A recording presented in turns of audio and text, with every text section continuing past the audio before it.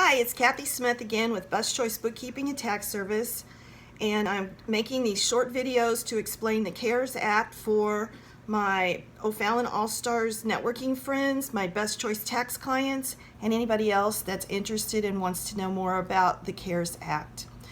For this short video, we're going to talk a little bit about the small business relief. I know many of you know already, and you heard from Jen and from Josh Wilbrand from Trilogy about the Paycheck Protection Program.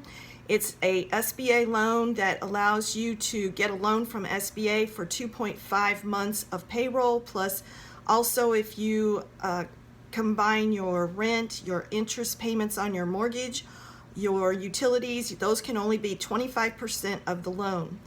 If you pay this payroll, if you get this loan for the amount, there's some paperwork that you have to fill out. You have to document and substantiate the payroll amounts that you have, and you also have some other requirements that you have to submit to the SBA. But if you get this loan and you use it to pay your payroll, and you pay them and you don't lay them off like a lot of people might be doing, then the loan will be forgiven over a period of time. And the other loan that's out there is the Economic Injury Disaster Loan. It's called EIDL for short, and that loan's been in existence for a long time, but it's also a loan to help the business in general. It's a loan that will allow you to pay regular payments. Also included in that EIDL loan is an express advance for $10,000. So if you apply for the EIDL instead of the Paycheck Protection Program, then you're allowed to get that $10,000 advance fairly rapidly. All of these loans are, I'm sure your bank might have sent you a link in your emails.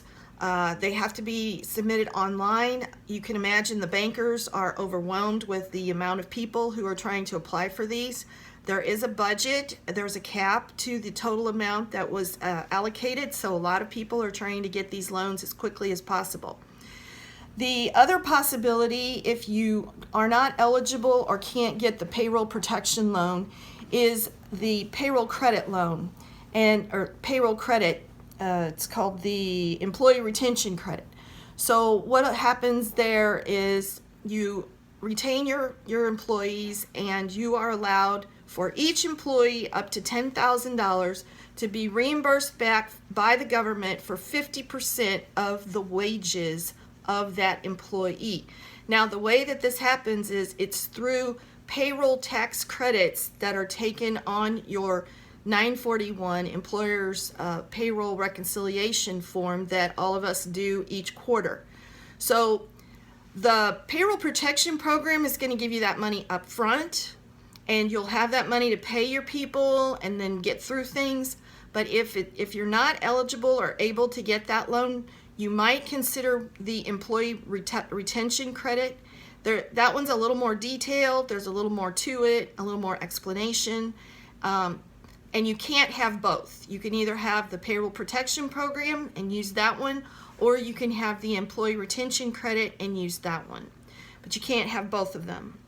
The other thing is that the government is also allowing you to put off paying the employer's portion of the payroll taxes until a later period of time. I think that's the end of 2020.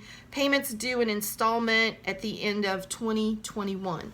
So they're being gracious about their part of the employer's portion of the Social Security and Medicare. That does not take away the federal withholding or the employee's portion of the Social Security and Medicare.